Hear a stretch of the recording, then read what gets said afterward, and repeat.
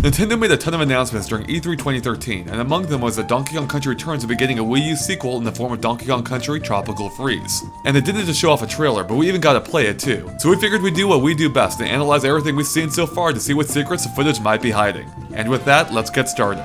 So right off the bat, we can see that the game is very similar to Donkey Kong Country Returns. Of course, both Donkey Kong and Diddy are back, only this time sporting a super nifty fur effect. And based on our playtime, we can see that they played nearly identically too, whether together or separated.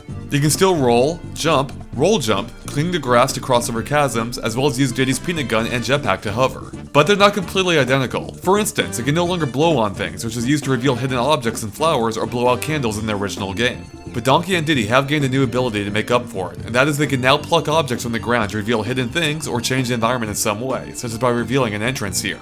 In addition, the characters can finally swim again like in the original series. And you can even perform a spiral attack to take out enemies, which is the first time they've been able to attack underwater without the help of an animal buddy. On top of that, it also provides a quick speed boost, which you might very well need given that there's now an air meter that limits how long you can stay underwater. But you will be able to collect air bubbles from discarded scuba diving helmets to replenish your air supply. Beyond the mostly similar moveset, we can see that the background interactivity of Donkey Kong Country Returns is back too, such as with the ships here that unload a small horde of enemies. But Tropical Freeze takes it even further by introducing a dynamic camera that provides a much deeper sense of immersion, such as during this barrel cannon sequence, which offers viewpoints far more cinematic than those of the original game. Moving on, Tropical Freeze also marks the return of Dixie Kong, who hasn't been playable in a platformer since Donkey Kong Country 3. And like before, she can use her hair like a helicopter to increase her airtime, even while riding piggyback on Donkey Kong. But she works a little differently this time around. Instead of simply allowing you to glide as in past games, it actually gains you some altitude, which will be useful for last minute saves or reaching high ledges. In fact, according to one of the game's producers, there will even be secret areas that can only be reached by certain characters, such as Dixie.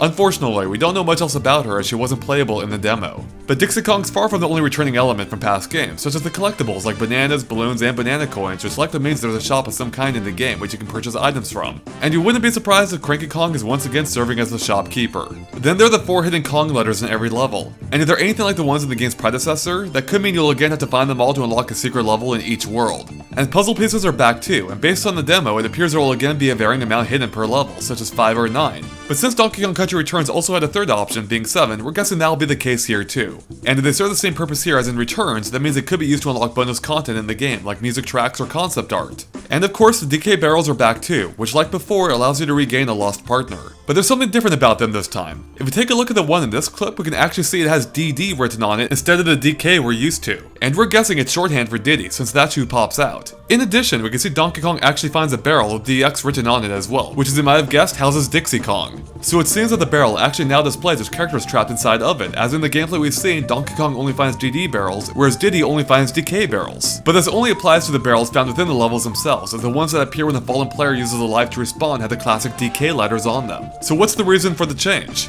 Probably because there's no longer just 2 characters with the addition of Dixie. In fact, according to one of the game's producers, there will actually be a 4th character as well, though we have no idea who it might be. But we'll get back to that in a second. So now that we know the barrels display the names of the Kong inside, we can't help but wonder this might mean that the Kong barrels you find could be dependent on the level you play.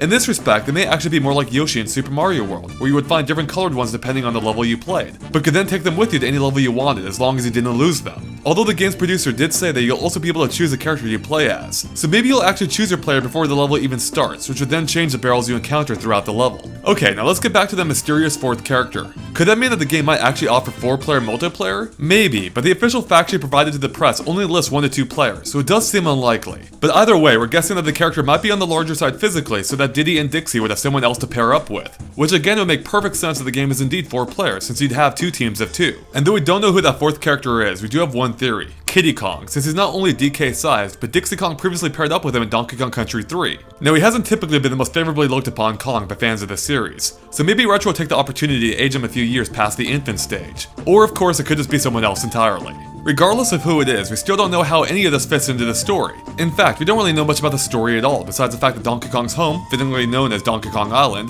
has been commandeered by a group of Vikings from the North Sea. Wait a second, Vikings? Yep, just like Donkey Kong Country Returns before it, Tropical Freeze introduces an entirely new type of enemy. This time in the form of a variety of Arctic animal types decked out in Viking gear, such as penguins who'll come in a ton of forms like normal walking ones, flying ones, bouncing ones, helmeted ones who are protected against your first hit but can then be picked up and thrown, horn helmeted ones that we're guessing you won't be able to jump on at all, archer ones who fire dead fish at you, bomb-carrying ones, and these spirit guys who we can see are alerted to your presence when you get close. And beyond the penguins, there are also walruses, who apparently take a few hits to take down, owls which come in small and giant varieties. Then we can also see that rabbits will be here too, and at least one sea lion who's a boss. And did you notice many of them are wearing what appears to be their people's insignia? In fact, we can see that insignia all over the level shown off so far, such as on tents, ships, various banners, and boxes. Now, according to that same producer we mentioned before, Donkey Kong will actually have to fight his way across 5 different islands in order to get back to his home of Donkey Kong Island. And this is actually in line with the original trilogy, where the first game took place on Donkey Kong Island, and the other, starting with the second one, took place largely elsewhere. And that's not the only similarity to the second game. As you might recall, Donkey Kong Country 2 had pirate-themed enemies. And Vikings are also pirates, only Scandinavian ones.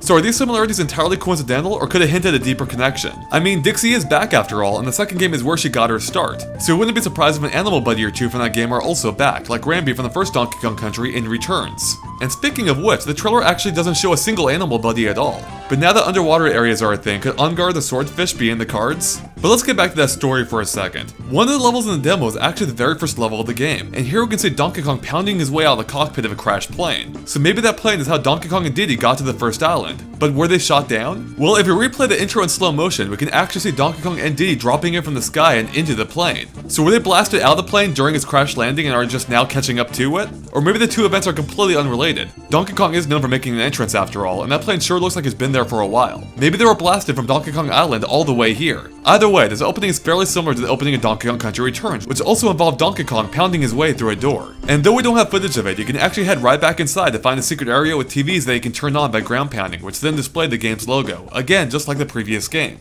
And it seems like crash planes will be a theme in the first world, as if we take a look at level 1-4 from the demo, we can see Donkey Kong and Diddy Kong pass by several different wreckages, some of which are still on fire and are probably pretty recent. So what's going on here? Are the Vikings shooting them down? And later in that same level, DK travels through a destroyed cargo ship complete with boxes loaded up with bananas, at least if the icon on them is any indication. And it's not long after until we see some cargo containers with a Banana Bunch icon as well. So are those Donkey Kong's bananas? And who took them originally? After all, we doubt the Vikings are flying planes. Okay, that's enough about the story, let's talk a little bit about the levels themselves. Now, as we mentioned, Donkey Kong will be visiting 5 different islands on his way back to Donkey Kong Island, which will make for 6 total. So assuming each island is a world, does that mean the game will only have 6 worlds compared to the 8 of the previous game, excluding the secret one? Maybe each world will be longer this time around to make up for this. Or perhaps some of the islands will be sectioned off into separate worlds. Or maybe the game actually does just feature fewer levels, with perhaps each level being longer to compensate. The ones we played in the demo certainly seem pretty lengthy. And speaking of the demo, we have a pretty good idea of the first world's theme, since 3 of the 4 levels available take place there. And unsurprisingly, it's a jungle. Plus, if we take a look at the trailer, we can see what appears to be yet another jungle level that introduces a new gameplay mechanic, jelly platforms that can be used like trampolines. And since they come in a variety of colors, we wonder they might have different properties too, like providing different bounce heights. And we also know from the demo that the boss of this world is the sea lion. And by the way, did you notice his penguin henchmen are sitting in the passenger seats of one of the crashed airplanes? That's a pretty cool detail. Okay, so we know there's a jungle world. Duh, it's a Donkey Kong game. But the demo's 4th level takes place in World 2, and this one appears to be themed to a cliff-type area similar to World 6 from Donkey Kong Country Returns. In fact, the level shown here is called Canyon Canyons, and Donkey Kong Country Returns even had a similarly titled level in the same world, Crumble Canyon. So we're pretty sure cliffs will indeed be the world's theme. And another clip reveals a new gameplay mechanic in the form of these giraffe and zebra platforms that you can climb like a rope. So that's potentially 2 of the 5 non-Donkey Kong islands down, but what about the others? Well, a few other scenes in the trailer might just provide an idea of what to expect. Take this forest for example. Now, although there was a forest world in Donkey Kong Country Returns as well, this one looks quite a bit different. In fact, judging by the background, it may actually be more of a mountain region, as it seems you'll be using these new balloon platforms to reach them, as they even extend into the background. And a clip soon after even shows you using them in that same mountainous region. And while we're on this clip, did you notice a face is carved in the mountainside? And then there's a nearby door, and in another clip we can see a house on a ledge. They're just small details, but they really make the whole area feel a little unsettling. Next up, we have this frozen area, but we don't think this is one of the 5 islands. Instead, we think it's actually Donkey Kong Island that DK is trying to work his way back to. And we believe this is the case for a couple of reasons. For one, we can clearly see that this used to be a tropical environment based on the frozen palm trees. And this ties directly into the game's namesake, being Tropical Freeze. So we're guessing that the Vikings not only took DK's land from him, but froze it over somehow too. Supporting this idea is the fact that we can see a couple of monkey statues which are very similar to the ones from Donkey Kong Country Returns here. Plus there's also a frozen flower spring from the forest world in that same game. And to top it all off, during the Nintendo Direct, the frozen footage was shown at the exact same time that Iwata was talking about Donkey Kong's home being taken from him. So assuming this is the case, what could the 4th and 5th island themes be then? The footage does seem to reveal at least one more level type, which appears to be a cave, so this could be one of the final 2 island themes. But it could just be a subset of an existing world. We really don't have enough footage of it to say either way. Now assuming it is just part of an existing world, if we use Donkey Kong Country Returns as reference, the remaining themes could be a beach, ruins, factory, or a volcano. Okay, we're almost done here, but as usual, there are just a few final details left, like the few additional enemy types besides the Vikings that we haven't yet pointed out, like the fish, and jellyfish, birds, grasshoppers, snails, insect-like flying creatures, turtles, and those piranha plant platforms. Then there's this giant catfish, which judging by the fact that there's an air bubble dispenser right here, means you'll probably be battling him too, so perhaps he's a mid-boss. Plus it looks like the wall on the right might be destroyable, so perhaps you'll have to agitate the catfish enough, maybe by pulling his whiskers to have him knock it loose for you. And speaking of enemies, did you notice the penguins casually walking around in the background of the cliffs area? It's a small detail, but one that really helps bring the world to life. And while we're talking about details, did you notice the underwater cave section resembles the silhouette levels from the original game? Could they be back too? Or maybe the levels now switch dynamically between the 2 styles, as seems to be the case here. And in case you didn't notice, the bosses appear to remain as individual levels again, and still come complete with a cinematic intro.